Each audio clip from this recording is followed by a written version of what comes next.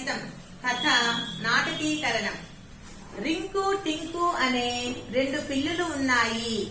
అవి ఒకరోజు సరదాగా నడుచుకుంటూ వెళుతున్నాయి. దారిలో వాటికి ఒక రొట్టె కనిపించింది. రెండూ పరిగెత్తుకుంటూ వెళ్ళాయి.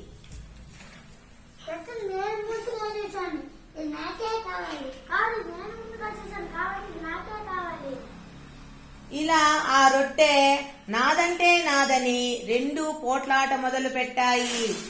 పిల్లుల పోట్లాటను చెట్టు మీద ఉన్న అంజి గమనించింది. కిందకు దిగి వచ్చింది.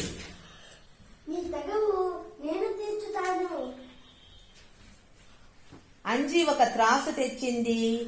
రొట్టెను రెండు ముక్కలుగా చేసింది.